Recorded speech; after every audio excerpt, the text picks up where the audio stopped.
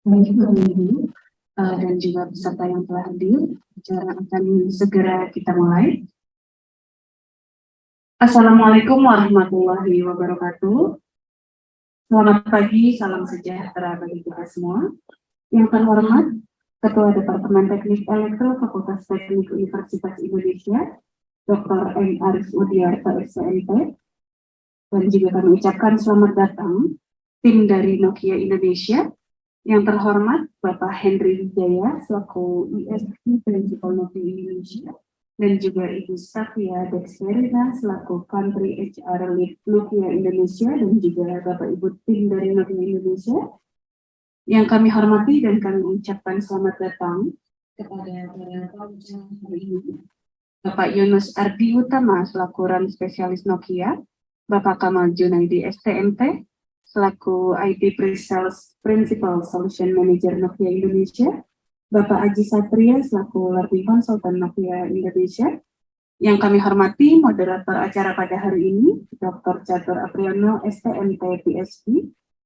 Dan juga kami ucapkan selamat datang kepada para peserta baik yang hadir secara offline dan juga bergabung melalui virtual, melalui aplikasi Zoom Meeting pada kegiatan acara Nokia Goes to Campus di Universitas Indonesia.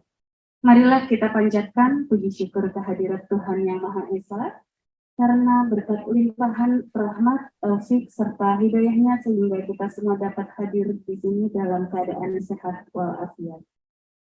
Kegiatan Nokia Goes to Campus pada hari ini bertempat di Departemen Teknik Elektro, Fakultas Teknik Universitas Indonesia. Baik, Bapak Ibu dan juga para peserta yang hadir, marilah bersama kita memulai acara pada hari ini dengan berdoa menurut agama dan keyakinan masing-masing. Berdoa dipersilakan.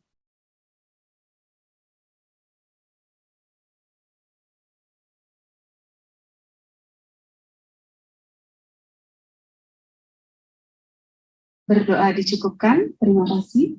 Acara selanjutnya yaitu menyanyikan lagu Indonesia Raya. Hadirin dimohon berdiri.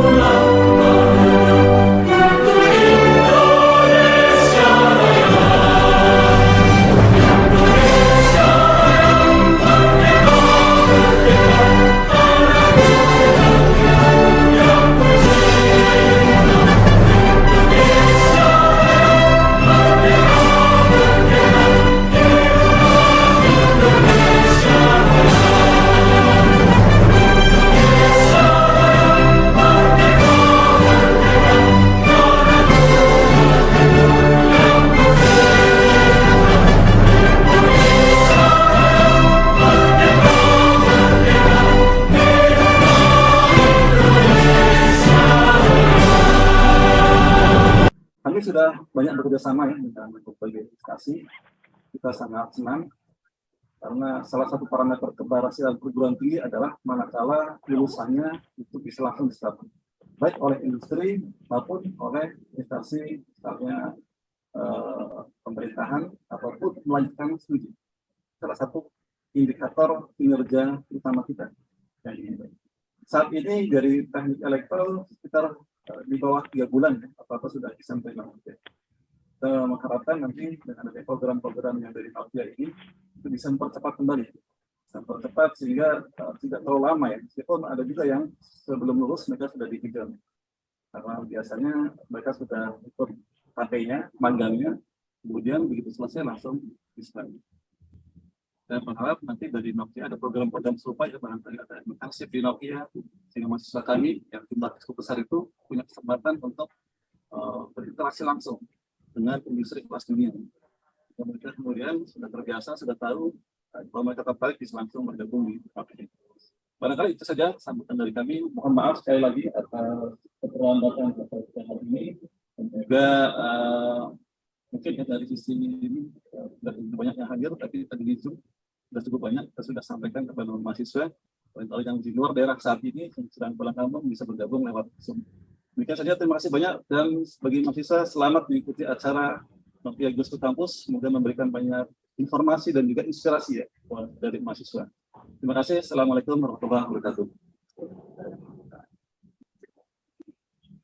Baik, kami ucapkan terima kasih kepada Dr. M. Arif Udiarto STMT atas sambutannya. Baik, untuk selanjutnya akan ada opening speech yang akan disampaikan oleh ISG Principal Nokia Indonesia kepada Bapak Henry Wijaya. Kami persilakan.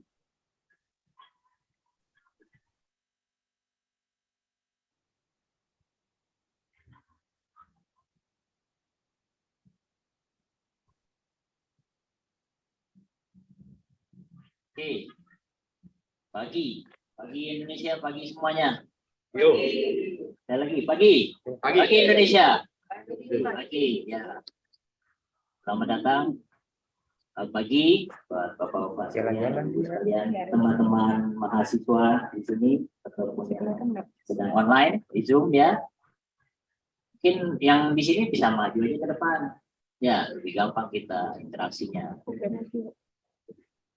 Ayo, semangat. Ya, saya di sini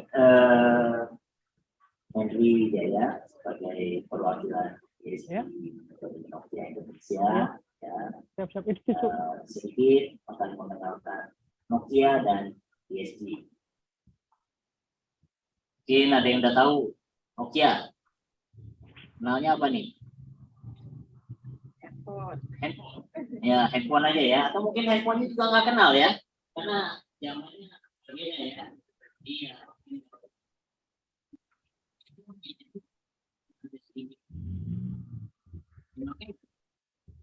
Nggak ada ya. Mungkin nggak ada ya. Mungkin saya doang yang pakai nih.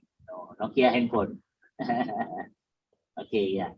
Ya, sekarang memang Nokia harus dirubah ya paradigmanya. Dulu paling terkenal handphone. Ya, sekarang harus dirubah bahwa kita itu bukan lagi jualan handphone. Ya. Ada memang tetap handphonenya ya, customer goods-nya yang lain tetap masih ada ya. Tapi kita sekarang itu lebih ke network ya. Jadi namanya sendiri Nokia Solution Network. Ya, jadi kalau Nokia ingatnya apa? Network ya. Jaringan telekomunikasi. Ya. PTS ya, ada kalau kita tahu FTTH ya, itu satu ya, biasanya pakai di home ya. Ada juga optiknya ya. Nanti akan diperkenalkan lebih lanjut ya di sini ya.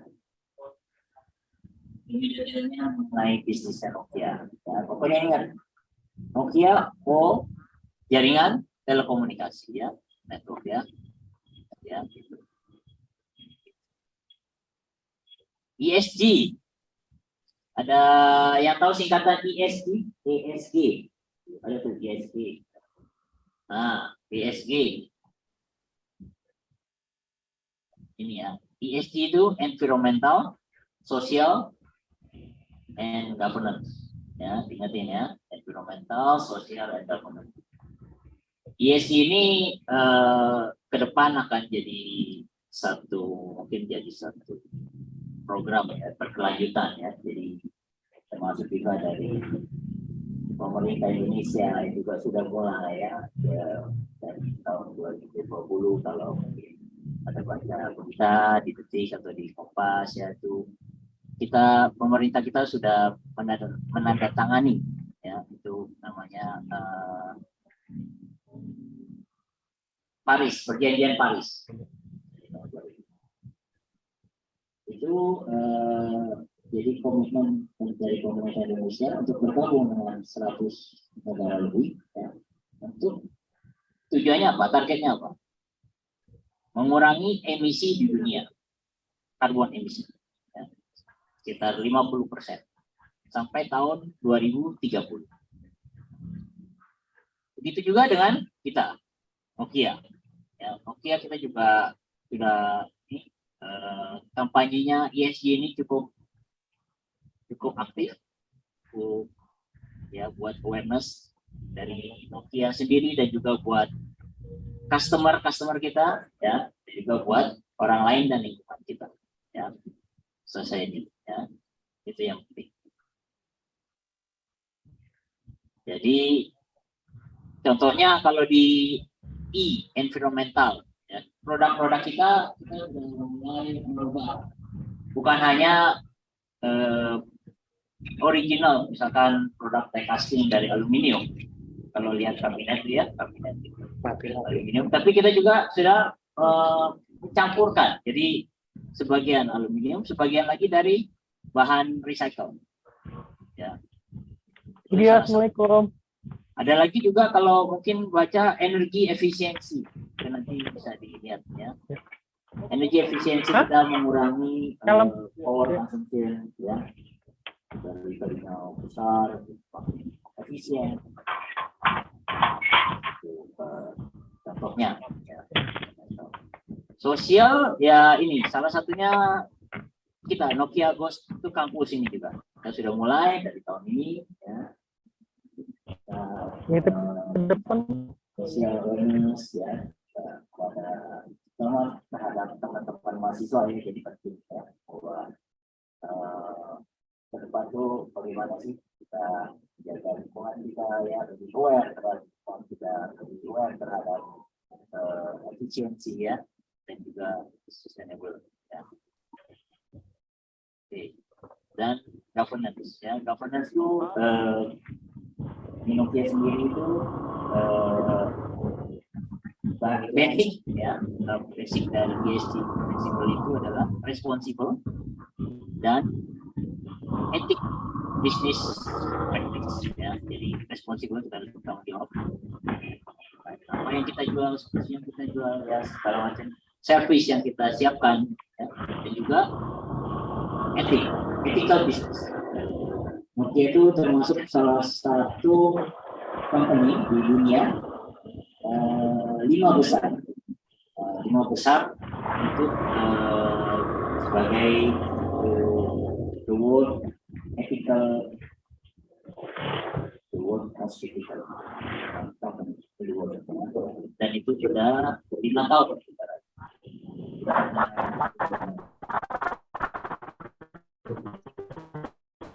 Oke.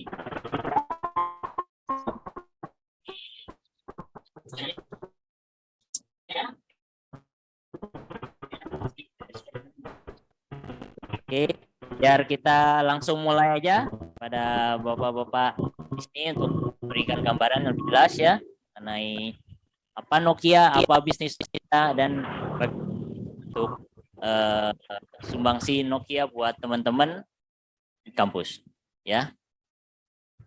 Terima kasih. Baik, kami ucapkan terima kasih kepada Bapak Hendry Wijaya atas sambutannya. Baik, Bapak Ibu dan juga peserta yang lainnya. Untuk selanjutnya kita akan memasuki ke acara inti, yaitu pada sesi ini akan hadir para pembicara yang telah bergabung bersama kita semua. Untuk sesi ini akan dipandu oleh seorang moderator, yaitu Dr. Catur Apriyono, STMT PhD, beliau selaku dosen kelompok ilmu telekomunikasi di DTE FTUI. Kepada Dr. Catur Apriyono, STMT PhD, dipersilakan.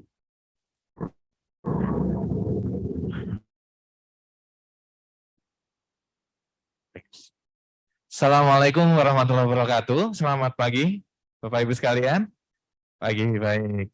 Ya, mohon izin Bapak Arif selaku Ketua Departemen. Di sini juga ada Bapak Hendry Wijaya, ISP Principal Nokia, dan Ibu Stavia Dexterina, dan juga Bapak Ibu dari tim Nokia Solution Networks Indonesia. Dan juga saya ingin menyambut para pembicara hari ini, ada Bapak Yunus Ardi Utama, Bapak Kamal Junaidi, dan Bapak Aji Satria. Ya, sebelumnya perkenalkan kembali saya Catur Apriyono, salah satu staf pengajar di Departemen Teknik Elektro, Fakultas Teknik Universitas Indonesia, untuk bidang minatannya telekomunikasi. Riset saya itu terkait dengan apa yang akan disampaikan hari ini, yaitu adalah terkait dengan teknik komunikasi. Saya bidangnya di teknologi komunikasi terahertz dan optik. Jadi mudah-mudahan nanti ada sebagian infrastruktur yang mungkin kita bisa sharing knowledge ya, Bapak Ibu dari Nokia dan juga rekan-rekan mahasiswa sekalian. Baik, tanpa berpanjang lebar, saya ingin mengundang ketiga narasumber kita hari ini, kepada Bapak Yunus Ardi Utama. Monggo Pak ke depan mungkin.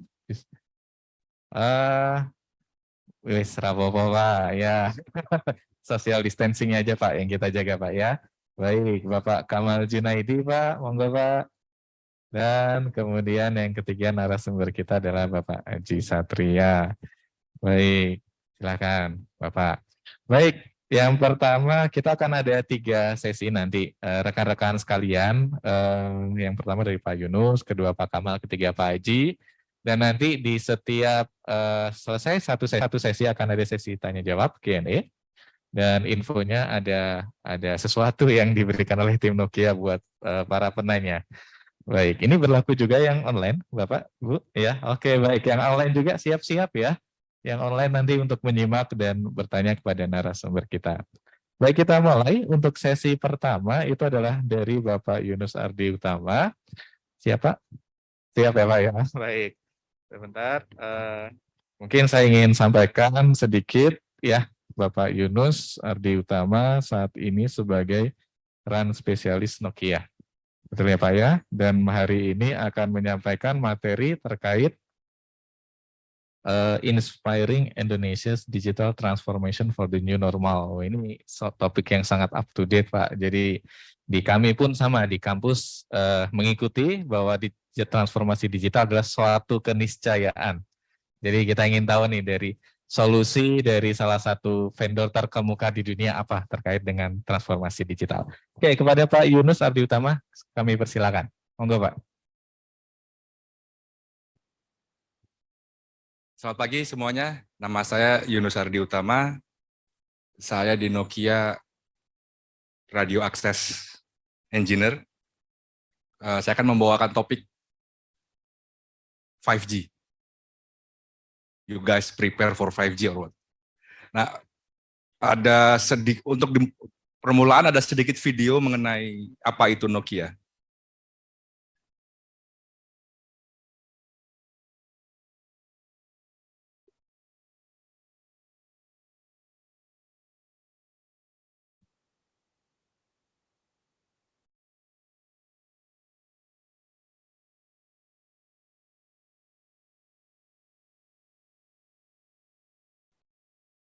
Keunggulan 30 tahun transformasi telekomunikasi. Tahun 1991, pertama kali Nokia memimpin telekomunikasi digital secara global.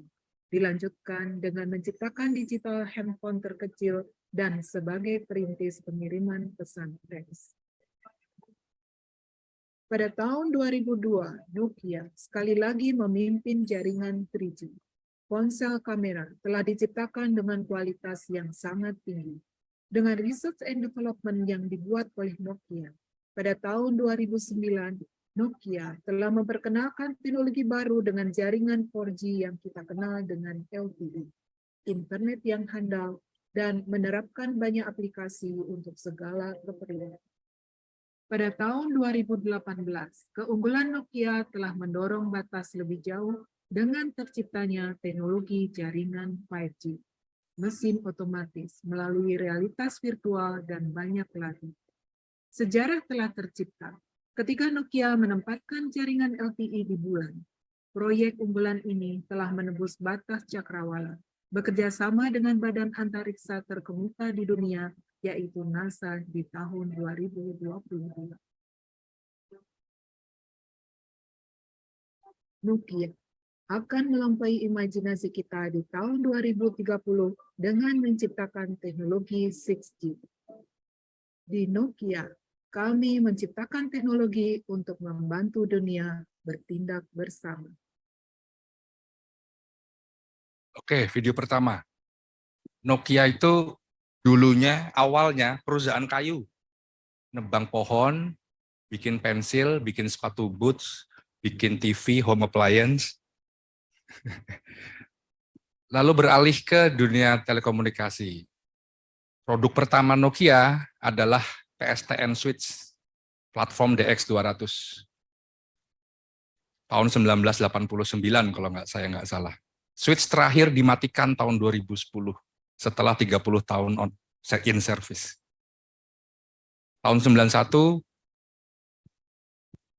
voice call GSM pertama di dunia, tadi fotonya Bapak Perdana Menteri Finland. Lalu setelah itu iseng-iseng berhadiah, buka Nokia mobile phone, ternyata booming, malah lebih laku daripada produk infrastrukturnya, networknya. Sampai akhirnya bisnis itu dijual. Sekarang sudah di-handle oleh perusahaan lain, HMD. Nokia cuma terima jatah preman karena jualan nama Nokia doang. Salah satu income terbesar dari Nokia sekarang adalah jualan paten, license, Nokia Bell Labs, Nokia Technologies, dulunya namanya Bell Labs. Platform SMS punya Nokia, jadi semua handphone yang Anda punya sekarang bayar paten untuk bisa menggunakan SMS. Bluetooth punya Nokia, kamera phone patennya Nokia. Ciptain sekali, bikin patennya, habis itu tinggal terima duit. Passive income. Ada video kedua kalau nggak salah, Mas. Monggo. Akses saja. Nanti saya akan bahas terkait dengan di sisi transport juga, di edge cloud juga, terkait dengan MN yang tadi Pak Yunus jelaskan di sisi cloud run. Lalu juga ada di data center. Data center lebih ke arah nantinya untuk paket core-nya ya. Karena kita ngomongin solusi end-to-end di operator itu sendiri. Nah ini sampel apa aja sih yang berperan ya di automation atau di SDN di level fixed network ya. Ada scripted, model driven, intense driven, selalu berevolusi ya nantinya ya. Nah di sini juga kita bisa menawarkan app caps nanti, istilahnya alarm dan manajemen nantinya semua bisa dilakukan di controller atau di SDN controllernya yang ada. Mungkin bisa di next.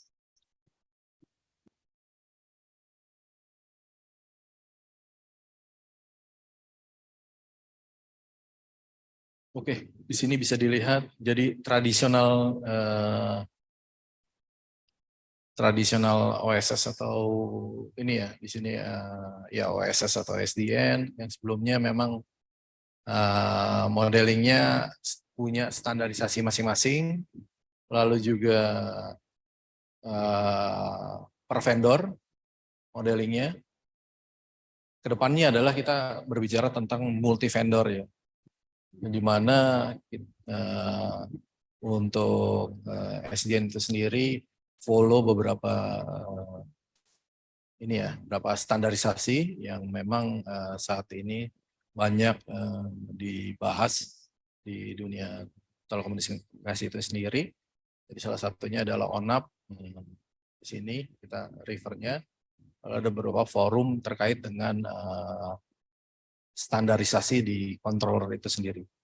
Lalu kalau sebelah kanan memang impiannya adalah untuk controller itu sendiri ada salah satu forum yang bisa nantinya menciptakan unified controller, tapi kita ketahui bahwa semua vendor itu agak sulit ya untuk open interface ya. Ya mungkin saat ini banyak prinsipal atau vendor dari perangkat menyediakan API. Jadi mostly pengembangan saat ini untuk orchestration atau OSS itu banyak yang common bisa melalui API. Jadi salah satunya interface-nya REST API atau REST ya. Nah, itu udah common yang ada di OSS itu sendiri. Oke, bisa di next. Oke, pembahasan kedua terkait dengan optik. Jadi di Nokia itu sendiri ada business unit terkait dengan optik. Bisa di next itu. Dan saat ini banyak penerapan untuk jaringan optik itu sendiri dimulai dari akses, metro, lalu ada DCI, jadi connectivity antar data center, yang kadangkala kebutuhan data center itu butuh low latensi ya, terus low resilience juga, lalu juga banyak diadopsi atau diimplementasikan terkait dengan backhaul, midhaul, atau di private network ya. Jadi ada perusahaan-perusahaan private yang deploy untuk akses itu sendiri. Jadi dia nggak memanfaatkan public network yang ada di operator atau yang dijual oleh operator. Ini salah satu penerapan untuk optik transport yang common.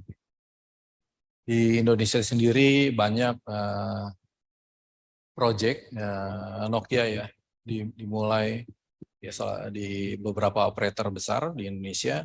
Lalu juga kita punya project di ISP, beberapa ISP. Lalu juga kita punya project di antar pulau ya. Lalu juga data center juga kita punya. Jadi kita berikan solusi untuk DCI connectivity. Kebetulan untuk tenan-tenannya salah satu public cloud banyak yang menggunakan solusi dari kita. Ini bisa di next.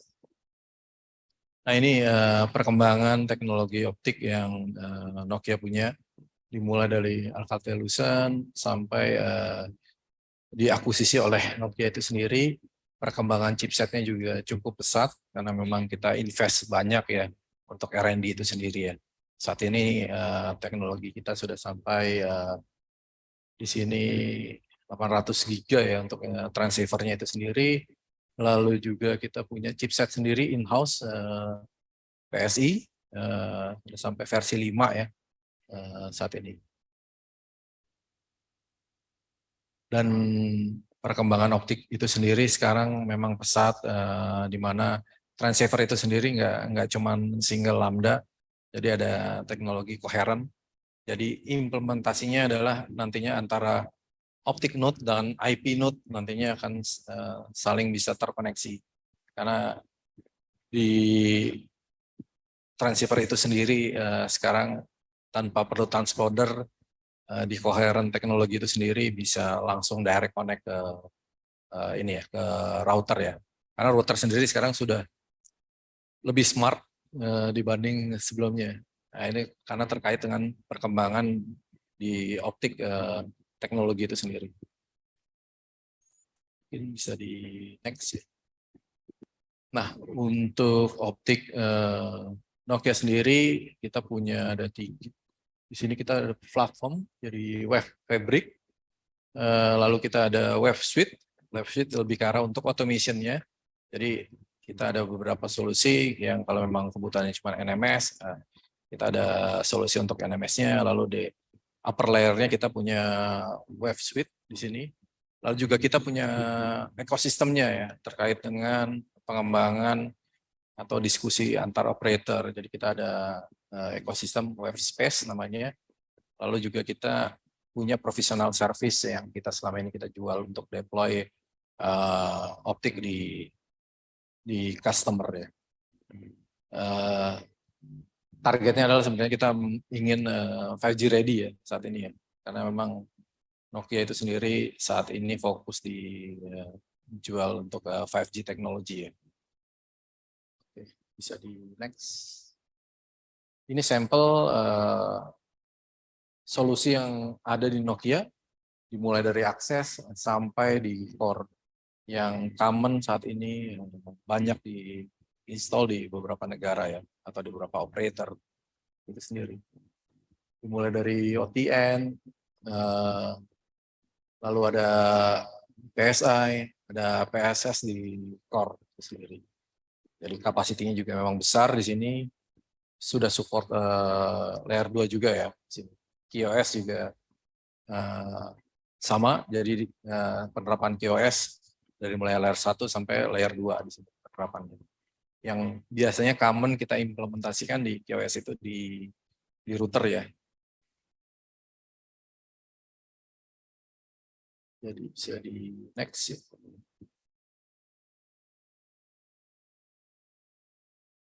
Ya. Ya, untuk 5G transport sendiri sebenarnya karena saat ini demand-nya tinggi untuk adopsi 5G, ada 2 stream yang bisa dilakukan atau bisa diterapkan ya di customer. Salah satunya adalah WDM teknologinya, yang kedua adalah terkait dengan TSN. Jadi kalau WDM lebih ke arah kita layer 1, TSN lebih ke arah layer 2. Jadi butuh karena teknologi di front haul itu sendiri untuk 5G deployment menuntut ini ya, low latency ya. Makanya banyak operator sekarang yang awalnya dulunya mungkin menggunakan layer 1 atau layer 0 moving ke teknologi yang bisa multi istilahnya multi akses ya. Secara penerapan juga lebih efisien karena di sini bermain dengan Lambda. Yang kedua adalah kita bisa lewatin melalui Ethernet. Salah satunya ya, protokolnya yang mesti diadopsi adalah TSN karena terkait dengan latensi. Dan ini juga bisa dilewatkan beberapa operator karena kalau ngomongin front haul sendiri ada beberapa protokol yang harus tetap disupport ya. Seperti CPRI, ECPRI, itu kalau untuk 5G itu sendiri ECPRI, kalau untuk 2G, 3G atau 4G itu biasanya menggunakan CPRI ya. Mungkin pernah belajar terkait dengan akses atau modulasi di akses ya. Oke, next. Ya, ini terkait dengan automation. Jadi di optik sendiri sebenarnya ada automation juga. Jadi semua domain area sekarang moving ke automation ya. Karena terkait dengan besarnya implementasi ya, yang awalnya manual mungkin untuk 1-2 node possible dilakukan ya, tapi ketika sudah masif deployment mau nggak mau harus memang automation itu harus diimplementasikan ya. Dan saat ini juga banyak operator yang sudah bahas terkait dengan automation, lalu juga multi domain dari mulai akses sampai core itu mulai tertarik pembicaraan tentang bagaimana sih cara kita mengautomationkan suatu service yang akan di-create. Jadi memudahkan kita untuk istilahnya jual service cepat, langsung integrasi, langsung customer itu bisa dapat benefitnya. Yang sebelumnya mungkin butuh seminggu atau 2 minggu untuk mereka bisa sell servicesnya ke pelanggannya. Nah ini salah satu function, jadi kita di sini banyak functionnya ya. Di ini sendiri di optik namanya wave switch, jadi on top dari NMS. Jadi dengan adanya automation, jadi kita memudahkan secara desain, operation, lalu juga life cycle untuk misalkan upgrade. Karena biasanya di operator sendiri upgrade itu terkait dengan adopsi feature baru. Gitu. Nggak hanya untuk solve problem ya di sini ya. Lalu juga kita dengan ada automation bisa melihat menginsight apa aja sih service yang ada di perangkat itu sendiri. Jadi operator itu nggak blind lah terhadap network yang mereka deploy. Oke, mungkin bisa di next. Oke, next.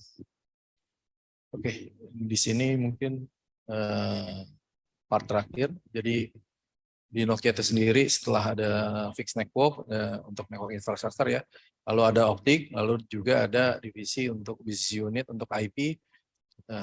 Di IP itu sendiri sebenarnya kita sudah berevolusi ya, banyak evolusi yang ada dari mulai 10 giga ya, secara interface juga sekarang berkembang dari mulainya mungkin awalnya 10 mega ya, terus berkembang sampai saat ini sudah mencapai 800 giga. Jadi seiring berjalannya di optik, evolusi di optik di IP juga sendiri ikut berevolusi ya. Dan juga untuk chipset itu sendiri saat ini sudah mencapai 7 nano microsecond mikro teknologinya, dan Nokia itu sendiri saat ini sudah banyak berkembang ya untuk teknologi di IP itu sendiri ya. Jadi chipsetnya sendiri Nokia sudah punya di FP5 namanya 7 milisecond tadi 7 nano untuk arsitektur chipset itu sendiri. Mungkin di next ya. Oke. Di awal tahun ini Nokia punya solusi end-to-end terkait dengan automation.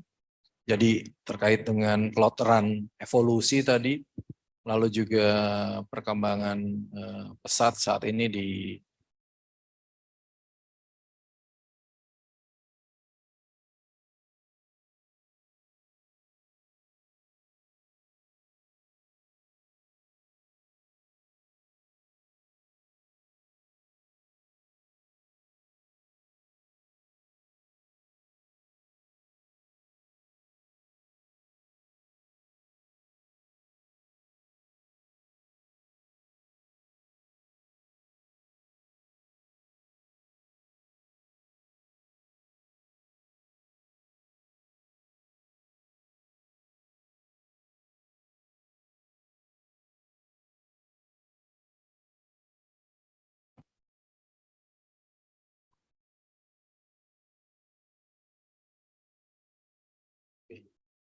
dan di tahun 2020 berkembang dari virtualization ke container base. Jadi banyak aplikasi-aplikasi terutama di telco juga mengadopsi container base seiring berkembangnya dunia cloud saat ini. Bisa di next. Ya, challenge-nya di operator saat ini mungkin terkait dengan performance, revenue, lalu operation, complexity di network itu sendiri, flexibility, visibility, lalu edge cloud pertumbuhannya. Jadi seiring berkembangnya juga di akses, dimulai dari yang hardware base menjadi cloud run, menuntut adanya perkembangan juga di operator sendiri ya untuk adopsi teknologinya itu sendiri. Nah, Nokia menawarkan solusi adaptive cloud networking. Jadi Nokia itu sendiri memberikan solusi yang nantinya dari edge cloud kita bisa memaintain SLA sampai ke data center. Ini bisa di next. Ya.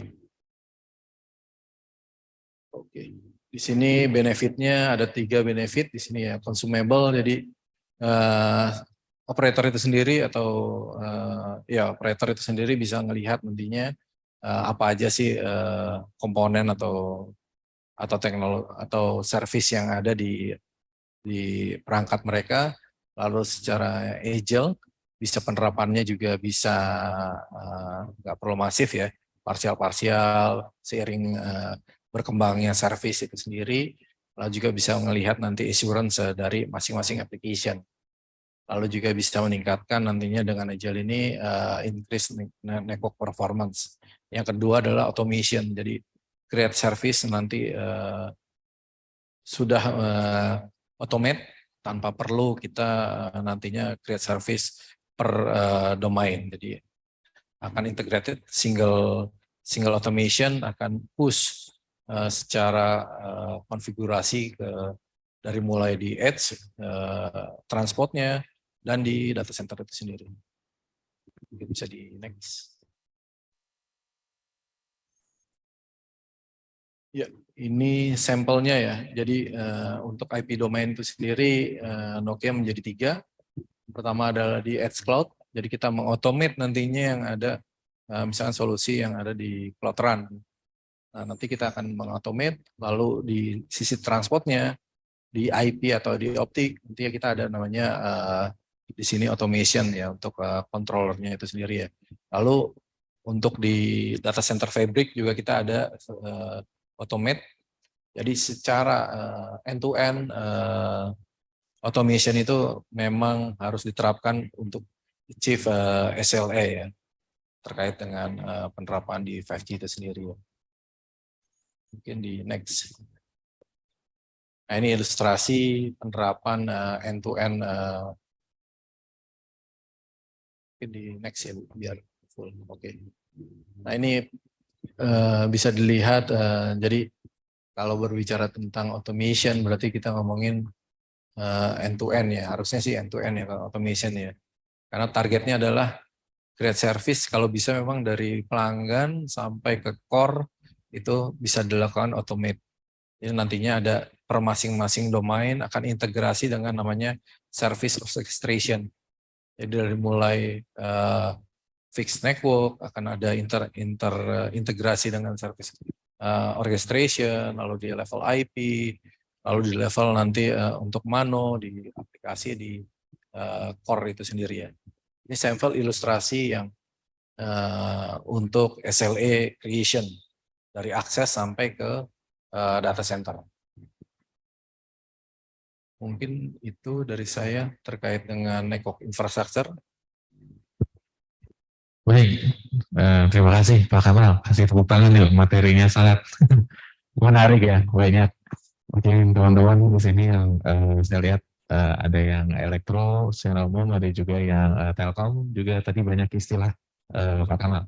Jadi yang dari istilah secara akademisi, terus kemudian yang kita pelajari di kampus, kemudian tadi ada yang bisa dicocokkan ke sini, ada juga istilah baru. Saya kira banyak pertanyaan dari rekan-rekan mahasiswa. Baik, kita diskusi. Izin diskusi, Pak Kamal, dari rekan-rekan yang mau bertanya, silakan. Ya, silakan.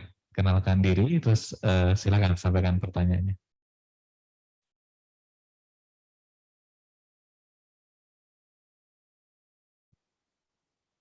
Baik, selamat pagi Pak. Pak. Kenalkan nama saya Riton Yandika, bisa dipanggil Heri. Mau nanya, tadi kan sempat disampaikan kalau Nokia itu salah satu fokusnya di 5G, untuk ngembangin 5G, dan juga tadi salah satunya ngebahas soal di divisi optical networknya. Cuma mau nanya, apakah di divisi optical network itu juga nge-cover soal selain fiber optik tadi, apakah nge-cover juga soal ROF atau FSO? Soalnya kalau misalnya saya pernah baca di beberapa riset teman saya, ROF atau FSO juga bisa digunakan untuk use case tertentu untuk implementasi 5G. Dan kalau misalnya emang di cover, kira-kira buat perkembangan di Indonesia-nya gimana? Kira-kira itu aja. Terima kasih. Oke. Mungkin teman saya akan menjawab ya terkait dengan optik ya. Ya, baik. Terkait dari tadi ya, terkait dengan solution ROF FSO tercover enggak oleh Nokia? Silakan. Ya, untuk itu cuma penamaan aja ya. Jadi kalau nama saya Tri ya dari Nokia. Kalau dari FSO sama RPO itu sebenarnya dia terkait sama seperti halnya front haul itu. Jadi dia menggantikan fungsi yang awalnya radio. Jadi digantikan jadi ke arah dari BBU-nya itu melalui optical. Nah itu tadi ada salah satu perangkatnya disebutkan ya, WDM sama dan TSN sendiri. TSN itu sebenarnya dia layer 2-nya, yang mana nanti dia akan seperti halnya kan kalau di 5G itu kita akan intinya untuk low latency ya. Jadi yang mana semakin Ya, terus sampaikan pertanyaannya. Sebelumnya perkenalkan, nama saya Novanas Fikri. Saya ingin bertanya mengenai SDN. Jadi untuk SDN sendiri dari Nokia sebenarnya untuk di Indonesia ini bagaimana potensinya dan apa peran Nokia kira-kira? Dan untuk pengembangannya apakah di Indonesia itu sebagai operator saja atau juga turut mengembangkan SDN? Mungkin seperti itu. Oke, terima kasih. Wah, SDN sendiri sebenarnya banyak ya domainnya ya. Jadi sampel misalkan terkait dengan ada salah satunya SD-WAN. SD-WAN yang memang sudah common, sudah memang saat ini banyak operator yang ngejual ya. Salah satunya CPE yang dia bisa punya lease line atau SIM card. Nah, beberapa operator itu sudah jual solusi untuk SD-WAN ya. Nah, itu SDN itu sendiri sudah enable di sana. Kebetulan untuk di level akses tadi di fixed networks, kita memang defaultnya ada SDN dan itu onboarding juga di public cloud ya untuk controllernya. Dan untuk di beberapa area misalkan optik itu sendiri ini per vendor ya untuk implementasinya. Lalu di IP kita punya produk ada 3 area ya. Jadi di Cloud Run, di Edge Cloud kita ada namanya SDN Edge Network Controller. Lalu untuk di transport di IP itu ada namanya NSP. Lalu di data center kita ada namanya Fabric Service System. Yang saat ini memang banyak operator yang bahas dan plan akan mengenable karena saat ini sudah mulai kompleks ya networknya ya dan menuntut SDN itu mulai di deploy di existing network itu sendiri. Oke, baik. Kejawab ya, Saudara Inas ya. Baik, jadi tergantung nih kalau Anda sebagai operator butuhnya apa, Nokia punya solusinya. Gitu ya Pak ya, kira-kira jawabannya. Baik, mungkin kita lihat dari sisi online, Mbak Lani tolong dicek ada yang raise hand atau tidak. Yang online melalui Zoom ada yang mau menyampaikan pertanyaan? Belum? Belum ada, baik. Ada lagi yang mau bertanya? Baik, satu lagi. Sebentar ya Mas. Selamat pagi Bapak dan Ibu, perkenalkan saya Eria, mau bertanya. Jadi kan current project di Indonesia itu palaparing gitu. Bagaimana, apakah ada peran Nokia di situ atau kayak dalam implementasi 5G juga kayak apa aja yang udah dipersiapin dari Nokia? Mungkin itu dari saya, terima kasih. Oke, mungkin ke optik ya. Ya, silakan. Banyak proyek di sana kebetulan. Ya, oke. Untuk palaparing itu sebenarnya dia networknya besar ya. Jadi dia ada beberapa, kalau di Indonesia itu ada beberapa operator yang menjalankan. Jadi ada Telkom juga, dia menggunakan perangkat Nokia, namanya proyek itu Puma. Jadi Papua Maluku. Nah itu juga salah satu untuk mendukung palaparing. Jadi intinya Palapa itu seperti Sumpah Gajah Mada ya, ingin menyatukan seluruh Nusantara gitu dia bilang. Jadi kalau dari Palaparing itu dia menyatukan beberapa network dan itu ada beberapa operator dan di Monatel juga dia menggunakan beberapa perangkat Nokia juga. Jadi sebenarnya Nokia itu support banget untuk Palaparing.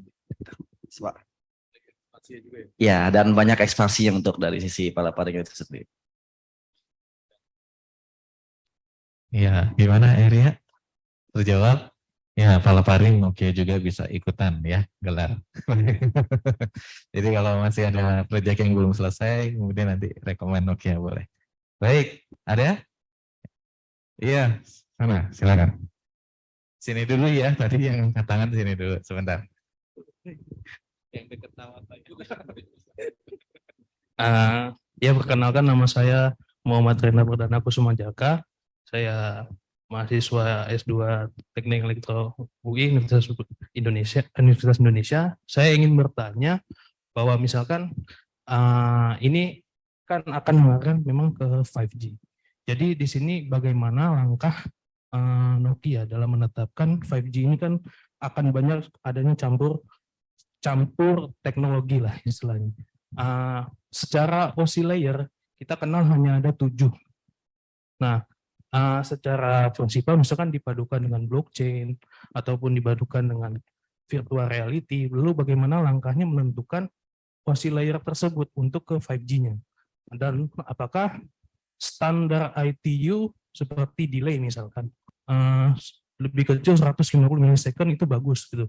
Apakah dengan adanya 5G, standar ITU seperti itu pun akan berubah gitu. Apakah latensi kan katanya dikatakan bahwa di 5G lebih kecil 1 milisecond gitu. Nah, apakah itu akan merubah? Nah, mungkin setelah adanya 5G banyak di beberapa negara, akhirnya standar ITU pun ikut berubah gitu. Lebih kecil 1 milisecond. Itu untuk standar yang baiknya. Jadi gimana langkah kira-kira menentukan OSI layer dan parameter-parameter QoS untuk 5G ke depannya. Oke, nanti mungkin akan dijawab oleh Pak Yunus ya. Sorry Dek, tahun keberapa? Tahun keberapa? Angkatan berapa? S2. Master, ya temannya Pak Tri, Pak. Kita kalau di Nokia sama engineer tuh ngeledek-ledekannya gini. Kuliah belajarnya OSI cuma layar sampai 7. Waktu kita kerja, kita sampai layar 13, Mas. Hubungan Nokia dengan 3GPP, aduh Mas. Nokia itu salah satu yang menulis standarnya. Front hall, Nokia yang nge-lead work group di IPUT. So, in a sense, dalam tanda kutip, Nokia yang ngedrive speknya. Jadi kalau ditanya peran Nokia di 5G, we write the specs. Latency 1 mikrosecond. Kebayang nggak Mas? Mobil nggak ada sopirnya, mau collision, decision makingnya, delay-nya apa aja coba? 1, modem IoT yang ada di mobil, air interface, processing unit. Bagaimana cara mereduce delay? Processing time di server, gampang, pakai cloud. Fungsi-fungsi yang ada di core, di server, di data center, tarik, masukin ke tower per site.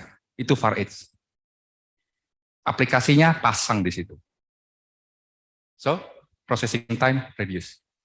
Air interface pakai 5G, ingat 5G bukan cuma speed.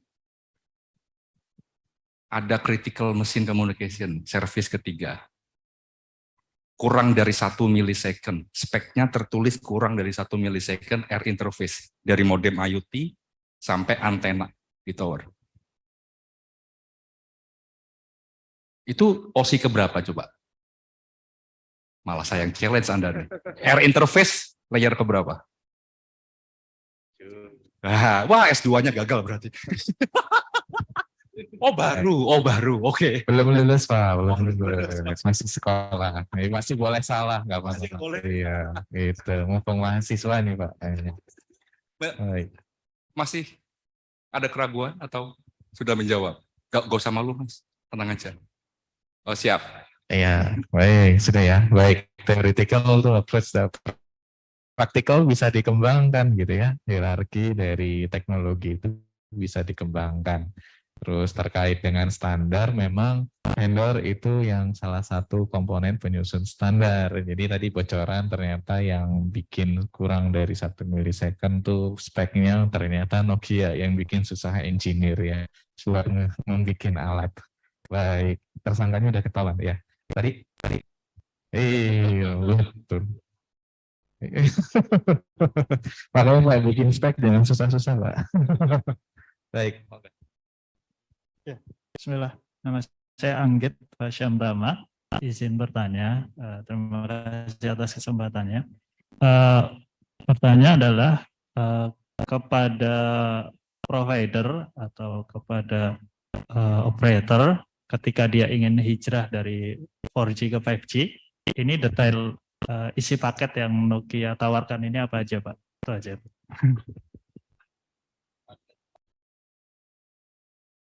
Sebenarnya banyak sih, dari mulai akses, ada perubahan, ada upgrade ya. Kalau di sisi core, di sisi transport, itu memang ada ada upgrade dari sistem itu sendiri ya. Yang ketiga adalah terkait dengan device juga. Kalau ngomongin frekuensi kan memang ada upgrade di device juga ya. Apalagi di core juga banyak berubah. Dari mulai SPGW, sampelnya mungkin bisa dilihat-lihat 3GPP-nya terkait dengan di core network. Dan ada IMF, ada 5G core, lalu juga tadi di fix juga ada evolusinya. Jadi namanya AGF, jadi antara fix dengan seluler ada interkoneksi nantinya. Jadi ngomongin 5G nggak sekedar cuman frekuensi ya Pak, speed. Karena di transport juga nantinya ada evolusi, lalu di sisi sinkronisasi di level transport pun banyak berevolusi. Dari yang mulai RAN juga, tadi yang sempat Mas Yunus bilang juga berevolusi yang dari mulai natif ke cloud. Implementasi seperti itu. Sorry, Mas. S1, S2? S2 juga. Wih, keren. Pendekatan Nokia ke setiap operator seluler yang mau hijrah. Pakai istilah hijrah sih. yang mau berpindah ke 4G ke 5G. Iya. Evolusinya setiap operator beda-beda. Dan tergantung, nomor satu, hukum yang ada di negara. Sorry to say, Indonesia hukum yang memayungi 5G belum ada dan belum jelas. Ya, mau pakai frekuensi berapa? TV analog mati tahun depan, frekuensi 700 mau dibuat LTE atau mau dibuat 5G, millimeter wave di 30-an gigahertz, punya satelit mau diapain? Satu, hukumnya. Nomor dua, berapa, kita belak-belakan aja, berapa duit yang operator punya. Oke.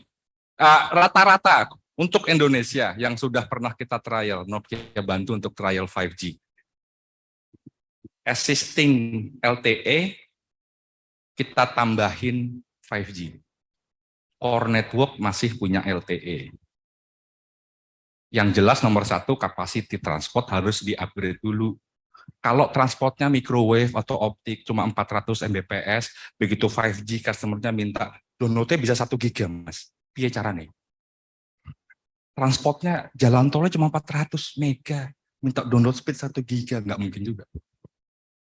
Jadi di Indonesia 4G dikawinkan dengan 5G, nama teknologinya DSS, Direct Sharing Spectrum, DRAN, frekuensinya LTE, sebagian kita colong untuk dibuat 5G. Nah, Salopeng rame-rame, satu frekuensi band dibuat rame-rame 4G mau 5G. Jangan bicara soal speed sekarang di Indonesia. Masih jauh. Saya coba di Kalimantan untuk salah satu operator di Kalimantan, band 20 MHz di band 2100, bandwidth 20 MHz dapat 789 Mbps. Buat customernya udah happy banget. Wah, Nokia keren. Terus ngeliat saya biasa-biasa aja. Kok Mas biasa aja? Ya buat saya biasa aja. 5G ngapain 20 MHz? Rugi amat. Kalau cuma sekedar nongolin logo 5G doang, oke, fine, itu urusan marketing Anda. Tapi kalau untuk bicara apa yang bisa kita lakukan dengan platform 5G, 700 Mbps buat saya nggak ada gunanya. Biasa aja. Gimana? Siap. Oke, sama ya jawabannya ya. Butuh apa, punya duit berapa gitu ya. Bisa lah.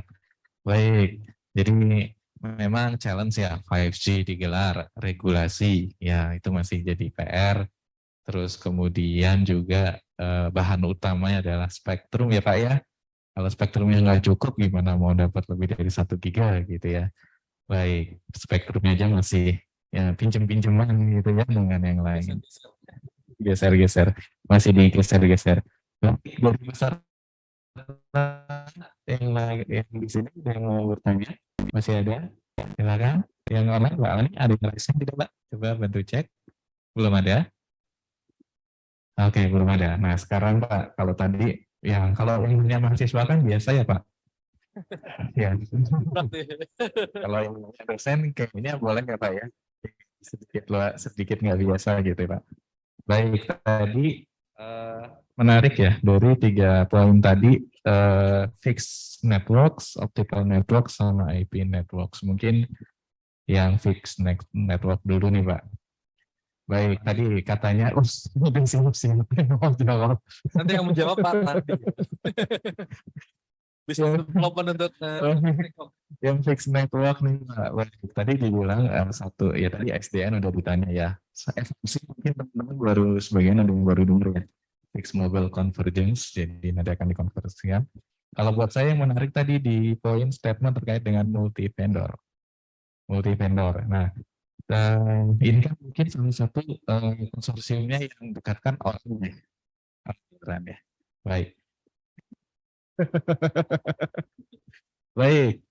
Nah, ini saya mau tanya nih dari sisi Nokia sendiri, melihat ORAN dan positioning terhadap ORAN sendiri gimana? ORAN itu adalah Open Radio Access Network. Jadi setuju nggak setuju, mendukung tidak mendukung atau seperti apa? Silakan.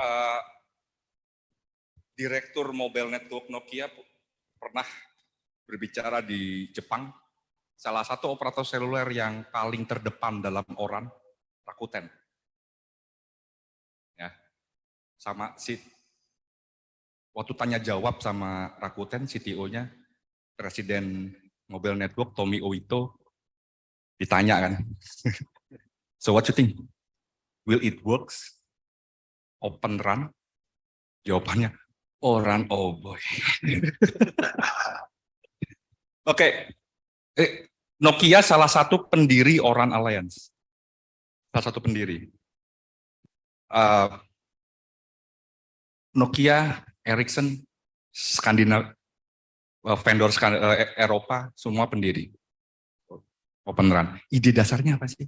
Membuka akses ke setiap perusahaan yang mau berkontribusi ke dalam jaringan. Ya, integrasi. Tapi sialnya kita bicara bisnis di sini, Pak. Iya, itu Pak. Oke, ada interface boleh open. Kita ambil contoh paling gampang, 3GPP. 3GPP kitab sucinya kita orang telco.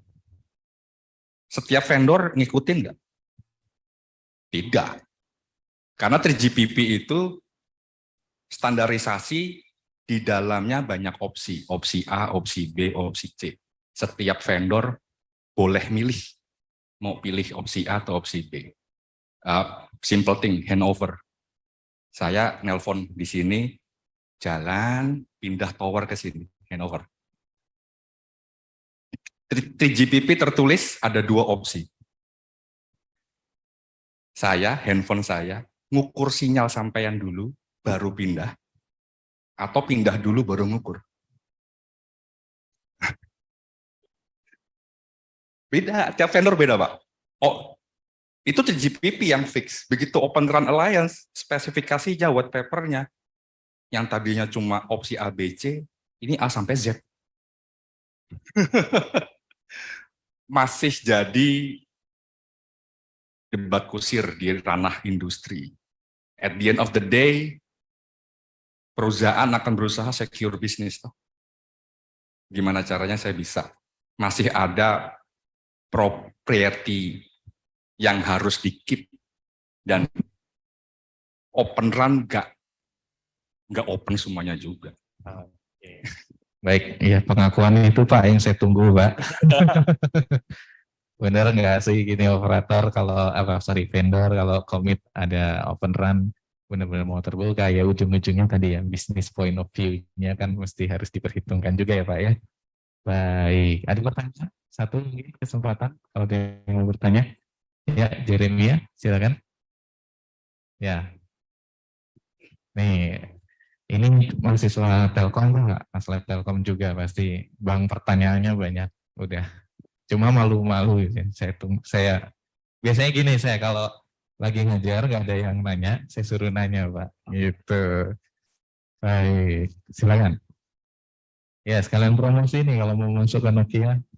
Lulus semester nih Pak, insya Allah Pak. Ya, silakan di prospek.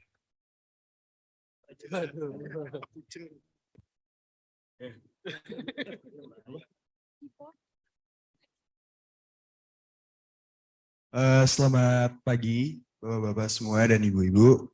Perkenalkan nama saya Jeremy, mahasiswa S1 dari Universitas Indonesia, Departemen Teknik Elektro. Untuk pertanyaannya mungkin terkait XGPON dan GPON ya, untuk pengembangannya di Indonesia gimana dan di mana Pak, untuk Nokia sendiri. Sekian dari saya Pak. Iya, terima kasih Pak. Baik, kayaknya mahasiswa di sini banyak spesialis ini Pak, fiber optik Pak. Fiber optik. Iya, dari tadi yang banyak fiber optik terus Pak. Silakan. Jadi maaf, pertanyaannya adalah mengenai teknologi PON di Indonesia. Oke, jadi untuk saat ini statusnya yang di Indonesia, operator sudah mulai mendeploy yang namanya XCS. Ya, jadi kalau GPON itu 2,5, 1,25 downstream upstreamnya, kemudian XCS sudah simetrik 10-10. Saat ini kondisinya sudah banyak mulai yang mendeploy 10-10 karena kebutuhan industrinya, kebutuhan demand-nya itu sudah mulai simetrik. Nah, dari kesiapan teknologinya sendiri, saat ini seperti yang tadi sudah disampaikan oleh Pak Kamal itu sudah sampai pada teknologi 25 giga ya, 25 gigapon. Nah, itu memang untuk yang standar GPON dan XCS itu oleh ITU, untuk yang 25 gig ini memang dari MSA Group.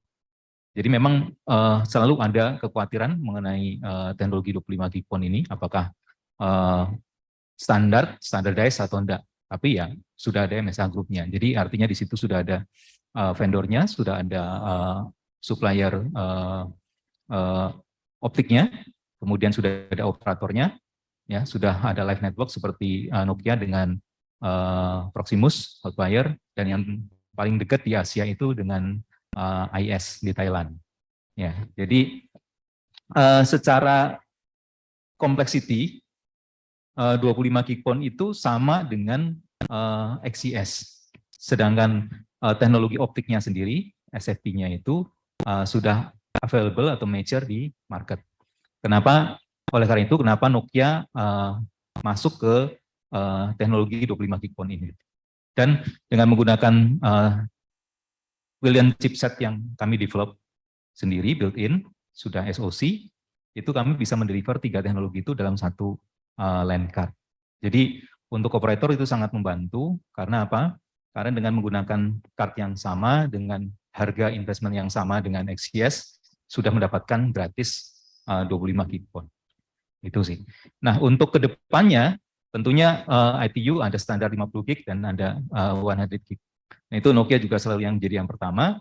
Cuma saat ini kami melihat dari sisi teknologi DSP maupun amplifiernya itu belum memungkinkan untuk dideploy secara masif karena harganya masih sangat mahal, juga masih banyak R&D yang diperlukan untuk di situ. Itu mungkin baru 2025 ke depan. China Academy of Information Communication Technology itu expect bahwa 50 gigapon itu baru ada sekitar 2029 secara masif. Seperti itu. Oke, terima kasih Pak. Semoga menjawab ya, dapat gambaran ya ke teknologi tentang PON berikutnya. Baik, mohon maaf Pak, waktunya sudah ngepas mungkin dari Pak Kamal. Cukup. Baik, kita kasih tepuk tangan sekali lagi ya. Sangat memberikan informasi yang berharga. Kita masih punya satu lagi untuk materi yang cukup menarik juga, yaitu dari Bapak Aji Satria. Beliau adalah Learning Consultant, Sales Enablement, and Business Development ya Pak ya. Dan nanti akan menyampaikan materi terkait ini saya tanyakan tadi ya. Di awal akan dijawab oleh Pak Aji terkait dengan Nokia Learning Services, Enter a New Age in Learning. Jadi silakan nanti disimak dan dimanfaatkan informasinya dengan sebaiknya mungkin. Kepada Pak Aji, dipersilakan Pak Aji. Oke, terima kasih. Selamat siang. Nama saya Aji. Saya di sini sebagai learning consultant, terutama untuk dari Nokia, terutama untuk customer Nokia dan partner Nokia. saya akan membawakan beberapa sertifikasi yang mungkin belum terlalu terekspos di Indonesia, bahwa Nokia itu juga memiliki program sertifikasi dan juga pelatihan. Saya menyebut pelatihan di sini soalnya rekan saya kemarin baru aja bilang, kalau saya bilang training, ternyata opini orang Indonesia itu training itu di luar negeri. Kalau pelatihan itu di Indonesia. Padahal sejak pandemi sekarang ini ya Mas ya, boleh saya panggil Mas ya? Saya ngerasa agak senior di sini, walaupun ada Pak Jafar yang jauh lebih senior. Jadi sejak pandemi ini kita itu ternyata di training atau pelatihan untuk pengembangan skill and knowledge itu bisa dibilang blessing in disguise. Itu sesuatu yang ternyata membawa keuntungan untuk dunia akademi ataupun training. Karena apa? Sebelumnya customer segala macam itu nggak ada yang mau menggunakan namanya teknologi Zoom atau hybrid atau yang lain. Ternyata pandemi ini juga membuat mereka membuka mata. Kalau mereka nggak mau melakukan itu, mereka akan ketinggalan. Jadi disinilah Nokia kita juga mulai membuka banyak sertifikasi yang sebelumnya itu face to face offline, itu menjadi online. Sekarang saya mau sedikit mengkritik rekan saya, Pak Yunus. Saya nggak setuju kalau dibilang akademi itu tidak penting.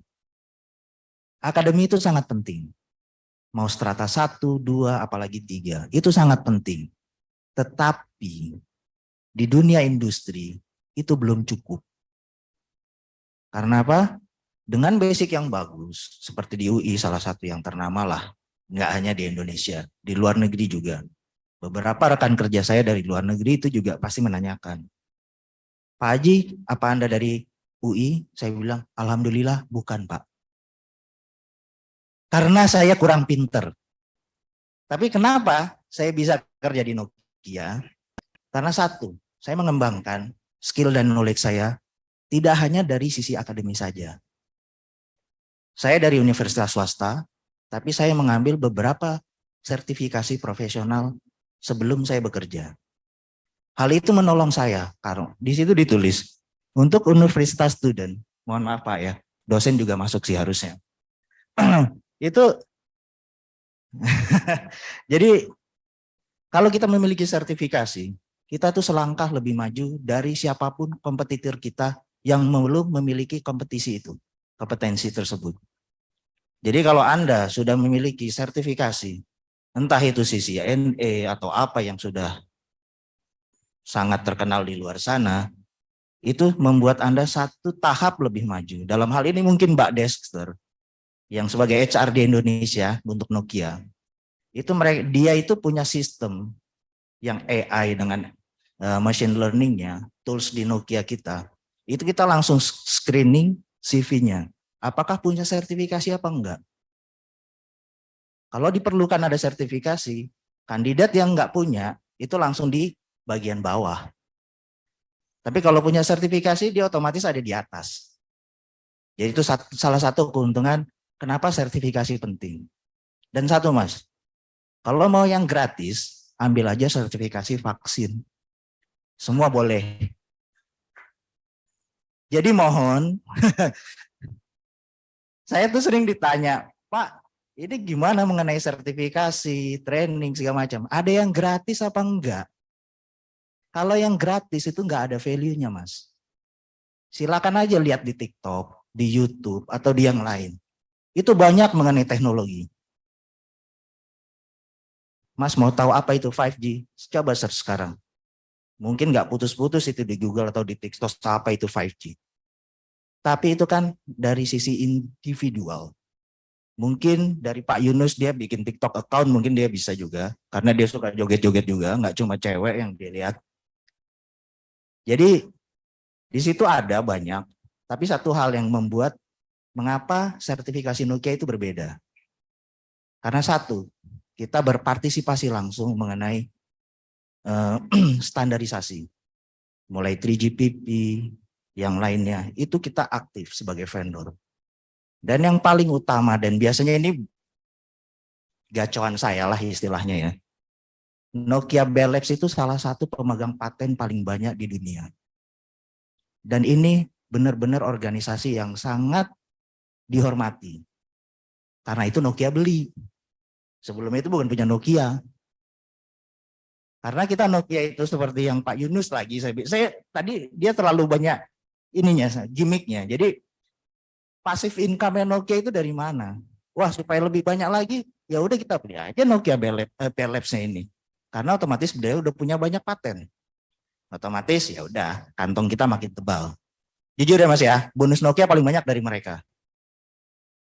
Karena nggak ngapa-ngapain pun tetap aja datang duit. Mas nyalain handphone, udah pasti kita dapat duit. Itu dari sisi Nokia. Jadi, mengapa saya bilang ini? Training Nokia apa yang membuat beda?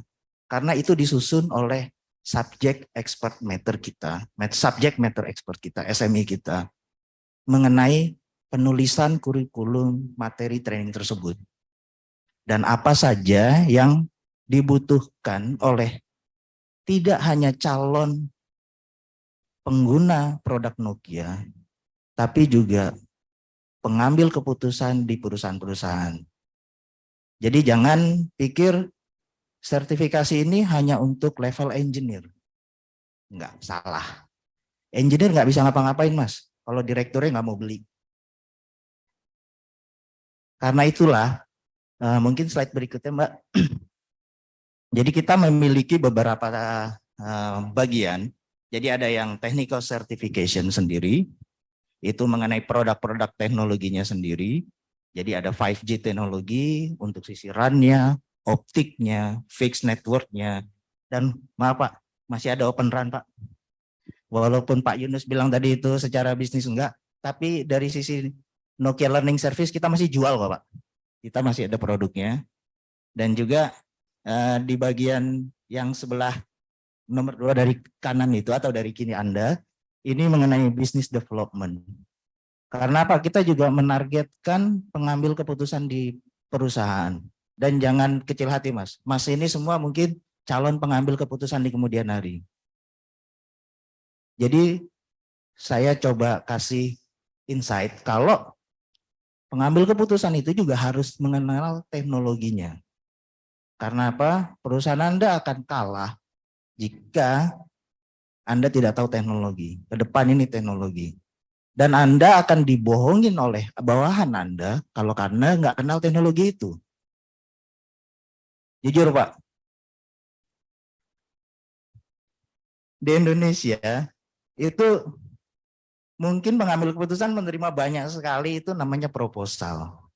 Tapi kalau si pengambil keputusan ini bisa memiliki pemahaman dasar yang bagus mengenai apa itu teknologi secara end-to-end, beliau akan bisa melihat apa yang optimal untuk perusahaan tersebut. Tidak hanya untuk menguntungkan dia atau anak buahnya, tapi memang ke depan apa yang paling optimum. Yang terakhir itu di bagian situ kita ada beberapa learning channels-nya memang. Kita memiliki aplikasi yang nanti mungkin di bagian akhir saya akan tunjukkan slide-nya seperti apa. Dan juga sedikit demo mungkin nanti. Dan juga ini ada seperti e-book, audio atau podcast. Itu ada beberapa memang complementary, saya nggak bisa bilang training ya Pak ya, soalnya itu cuma rekaman podcast atau webinar atau apa. Tapi mungkin itu sedikit banyak penting juga buat masyarakat atau khalayak umum yang pengen tahu mengenai 5G, mengenai ORAN dari sisi Nokia. Karena itu rekaman dari event-event resmi kita. Yang berikutnya Mbak. Nah yang pertama mengenai teknologi end-to-end. Tadi disebutkan kalau 5G itu bukan hanya mengenai download atau segala macam. Maka dari Nokia Bell Labs kita punya satu program bahwa itu 5G Foundation kita sebutnya. Karena ini adalah fondasi mengenai apa teknologi 5G itu sendiri. Yang berisi mengenai apa itu networking-nya, yang tadi disebut-sebut mengenai cloud-nya, distributed cloud-nya, automation-nya di industri seperti apa, 5G secure network ya. Biasanya ada pertanyaan mengenai security. Saya agak kaget di sini nggak ada yang nanya. Kemarin soalnya di event sebelumnya itu jadi pertanyaan yang lumayan berulang kali itu. Dan yang terakhir itu 5G network slicing. Dan ini mungkin salah satu yang paling jadi mungkin bukan killernya, tapi ini benar-benar salah satu yang membedakan 5G dengan LTE atau generasi keempat. Jadi ini semua terbagi dari beberapa modul sertifikasi, Pak. Jadi satu-satu ini. Dan ini adalah contoh-contoh dari bisnis case yang ada dari pengalaman Nokia, kita terapkan di sini. Jadi ini benar-benar menjelaskan mengenai apa itu teknologi 5G sendiri, komponen-komponennya, dan use case in the real life-nya juga ada. Dan masing-masing itu yang paling atas itu foundation, yang bawah ini disebutnya profesional, dan ini berbentuk e-learning. Mungkin pertanyaannya kenapa bentuknya e-learning? Karena ya memang zaman udah maju, orang susah ngumpulin orang banyak. Jadi e-learning itu salah satu berdasarkan pengalaman kita itu yang paling optimum untuk pembelajaran. Karena bisa diulang kapan aja, bisa di stop kapan aja, bisa diakses mungkin 1 tahun berulang kali. Dan ya itu yang paling optimum. Yang berikutnya Mbak. Dan ini sekilas, kalau yang tadi itu untuk secara umumnya, ini untuk 5G run-nya. Jadi mungkin kalau di kampus sudah dipelajari, riset atau segala macam mengenai radio access network. Tapi kalau mau ngalahin Pak Yunus yang punya pengalaman 20 tahun, susah Mas. Begitu Mas selesai 20 tahun, udah nggak tahu berapa G lagi. Bagaimana caranya? Supaya kita curi startnya dia itu, ya mungkin dengan mengambil sertifikasi ini. Karena apa yang dia jawab tadi mungkin ada di sini semua. Oke, yang berikutnya Mbak. Nah, ini yang optical. Nah, di sini banyak tadi pertanyaan mengenai optik. Kalau Masnya juga mau gabung ke Nokia atau ke perusahaan lain, ya mungkin biar cepat dapat perhatiannya, ya mungkin salah satunya dengan cara mengambil sertifikasi ini. Di situ nanti mungkin penjabaran lebih dalamnya itu ada semua. Jadi kami juga sangat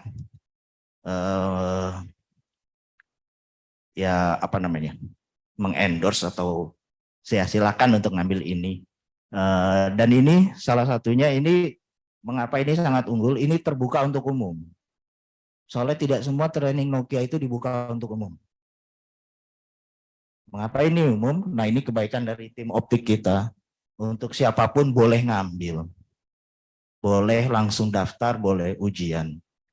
Dan lebih baik lagi mereka bilang, kalau nggak mau ngambil trainingnya ya udah. Beli aja materinya, terus bisa apply langsung ujian. Tapi yang di tahapan paling atas aja, yang profesional. Karena yang di bagian bawah nanti dibutuhkan itu lab akses atau segala macam. Yang memang itu ada di Nokia, di lab kita, dan sekali lagi itu cloud, jadi itu bisa diakses kapan saja.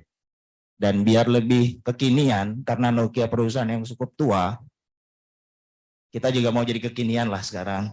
Makanya kita juga menyediakan batch-batch itu. Itu bisa kalau setelah tersertifikasi, ya Anda bisa taruh mungkin di LinkedIn ya, kalau di dunia kerja itu LinkedIn kan. Jadi itu bisa ditaruh di profil Anda. Jadi ya agak kekinian lah. Ini lama Pak nyiapinnya untuk digital badge. Soalnya banyak yang setuju, banyak yang enggak di internal Nokia. Jadi itu mungkin selanjutnya Mbak. dan yang SRC. Nah, ini mungkin baru sekali pada lihat. Kita punya SRC. Soalnya di Indonesia itu cuma taunya Cisco aja.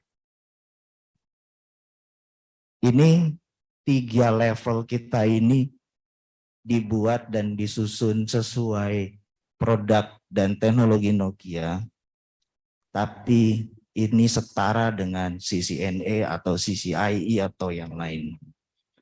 Dan lagi ini juga bisa ada badge-nya, dan juga pelatihannya itu bisa berbentuk face to face, pelatihan tatap muka, atau berbentuk virtual classroom. Jadi Anda bisa ada di mana aja selama ada koneksi internet dan laptop. Nanti trainernya juga ada di, entah dia ada di Bali, di pantai atau di mana, terserah dia. Itu sangat menguntungkan karena saya juga di sehari-hari melakukan konsultasi training untuk customer di Asia Pasifik.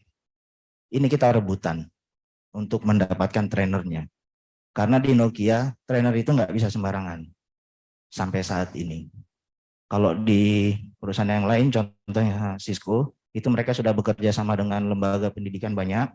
Jadi mereka punya banyak certified trainer, tapi tidak di Nokia. Karena di Nokia kita punya sertifikasi khusus.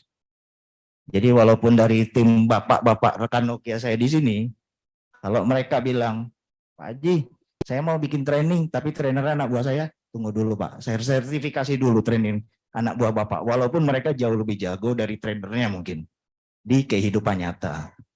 Tapi dalam penyampaian training itu berbeda. Dan sertifikasi itu berbeda. Karena standarnya itu sangat ketat kita. Yang selanjutnya Mbak. Nah ini untuk yang fixed network.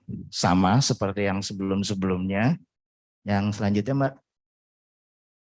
Dan ini link-link yang bisa diakses untuk Nokia Learning Services. Jadi sudah saya kasih, mungkin nanti PPT-nya ada ya Mbak ya, PDF-nya yang bisa di-link. Tapi memang kalau tiba-tiba website-nya itu tidak bisa diakses, bisa menghubungi saya langsung, saya akan bantu. Yang berikutnya Mbak. Nah ini yang membuat perbedaan sedikit. Baru 2 minggu yang lalu, tim Learning Services Nokia itu bertemu dengan beberapa perusahaan di Amerika Serikat. Kita itu berdiskusi mengenai bagaimana pengembangan sumber daya manusianya, training internal di customer dan yang lain. Ternyata banyak perusahaan itu struggling atau benar-benar ada masalah pengembangan individual di internal mereka karena masalah pandemi. Jadi kita tidak bisa bertemu langsung. Dan ternyata Nokia sudah selangkah lebih maju. Kita memiliki aplikasi sendiri yang namanya Nokia Learn App. Ini itu bisa tersedia di Apple untuk iOS device juga dan Play Store. Ini kelebihannya, ini kita mau tunjukkan langsung ke siapapun pengguna Nokia Learn App. Kalau mereka mengakses dan punya ya sudah beli beberapa training ya. Ada contohnya, itu kita bisa menggunakan sebagai AR. Jadi mungkin kalau di sini ada contoh-contoh produk dari tim optik, tapi kalau ingin tahu produk Nokia, radionya seperti apa, antenanya seperti apa, itu juga bisa terlihat di aplikasi tersebut. Ini sangat penting dan sangat bagus karena untuk teknisi atau engineer yang baru, saat dikasih tahu dia nggak ada kebayangan. Colokin kabelnya sebelah mana sih? Nah, dengan teknologi ini itu sangat memudahkan dan meminimalis kesalahan di dalam delivery. Ini tersedia juga di Nokia Learn App kita. Dan ini mudah-mudahan untuk rekan-rekan di akademika atau yang lain untuk membeli perangkat cukup mahal dengan bisa akses seperti ini pun udah ada bayangan. Jadi mungkin lebih menolong lah. Mungkin itu dari saya. Baik, terima kasih Pak Haji. Tepuk tangannya yuk. Baik, informasi baru dan tambahan buat rekan-rekan, buat saya juga Pak. Jadi kalau saya ikut sertifikasi, saya bisa daftar Nokia ya Pak ya? Bisa Pak. Bisa, baik. Bebas dan gratis Pak. Iya. Diterima itu urusan beda Pak. Urusan tergantung usaha dan doa ya Pak ya, serta Ya. amal kalau itu Pak. Baik, ada yang mau tanya? Silakan. Ya, silakan. Ini ada salah satu mahasiswa kami juga, silakan. Perkenalkan lagi, saya Eria mau nanya. Buat sertifikasi di Nokia itu mungkin kayak dibandingin sama sertifikasi lain itu kan ada yang masa berlakunya. Apakah di Nokia itu juga ada masa berlakunya? Terus misal kita beli course-nya itu ada waktunya misal dari berapa bulan atau bisa dipakai terus-menerus. Terus buat ngambil sertifikasinya itu misalkan biasanya ada yang kalau nggak lulus itu nggak bisa ngulang. Kalau dari Google kayak gitu. Apakah di Nokia itu kalau misal nggak lulus bisa ngulang? Terus untuk range harganya mungkin berapa gitu Pak? Terima kasih. Wah, terima kasih. Ya baik Pak, masih mahasiswa Pak, mohon dimaklumi ya Pak. Baik, silakan. Ya. Ada kupon mungkin Pak yang bisa dibagi Pak. Ah ya. Mungkin nanti ada kupon makan atau apa saya nggak tahu ya. Jadi satu, untuk masa berlaku itu mungkin standar ya Pak ya, Mbak ya. Itu rata-rata 2 tahun. Tapi itu juga tidak ada mandatory untuk training ulang atau apa. Cukup ujian ulang saja. Dan satu Mbak, jangan berpikir 2 tahun itu sebentar. Soalnya mungkin tahun depan teknologinya udah berubah Mbak. Udah nggak laku lagi. Jadi memang namanya pembelajaran, pelatihan itu perlu terus diupdate. Karena kita pun training kita dan materi kita itu juga diupdate. Seperti 5G, kalau kemarin masih baru rilis 15, sekarang udah rilis 16, itu kita update juga materi training kita. Terus yang kedua apa tadi? Kedua apa tadi? Langsung kebanyakan. Itu 4. Ini saya ingat. yang pertama kan waktu training, masa ya. terus price sama apakah sertifikasi itu bisa ngulang misal nggak lulus pas tesnya kayak gitu Pak. Terima kasih. Jadi gini, sertifikasi Nokia itu standar juga seperti di tempat lain. Kita nggak bisa melakukan ujian by Nokia sendiri karena itu masalah integritas ya Mbak ya. Jadi yang hampir semua training Nokia itu di person view atau yang online-nya on view. Jadi itu bisa daftar langsung ke mereka asal terdaftar di Nokia. Dan kalau mengulang itu bebas mengulang Mbak. Soalnya bayarnya sekali ujian.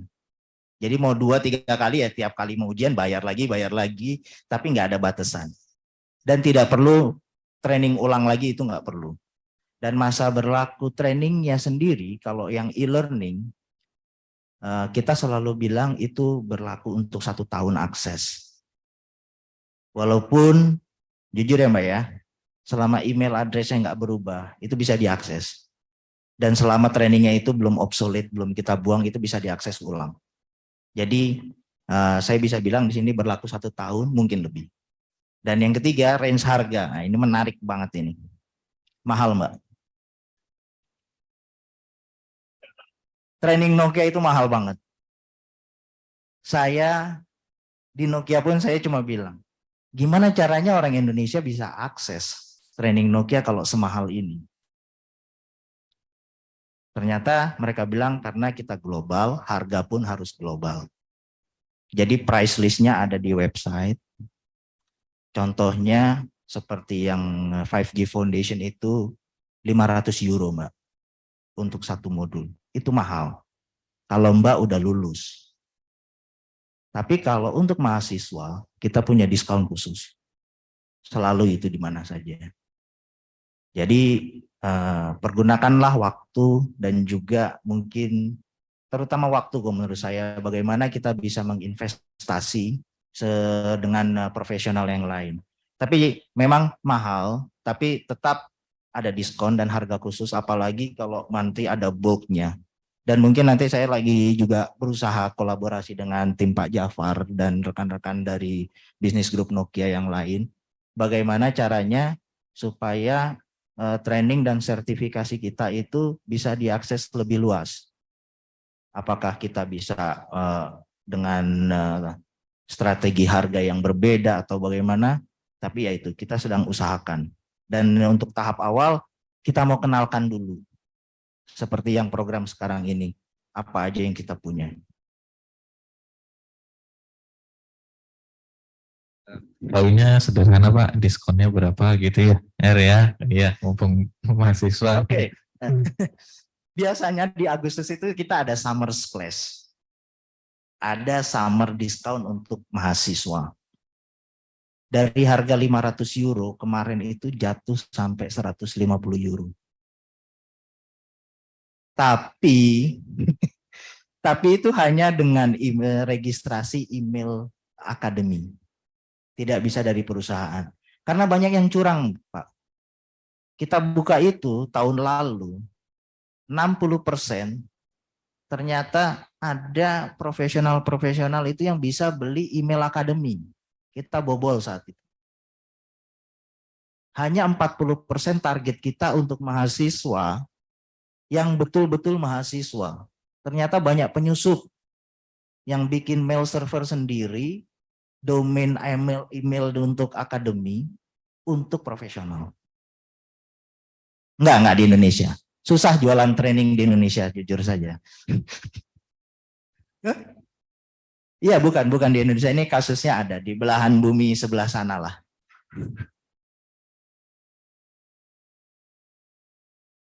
Oke, baik. Terima kasih Pak Haji. Oke, mungkin karena mengingat waktu ya Pak, ini nanti kalau teman-teman ada pertanyaan boleh mungkin kontak ke Pak Haji. Terima kasih banyak Pak Haji, materi informasinya terkait dengan training.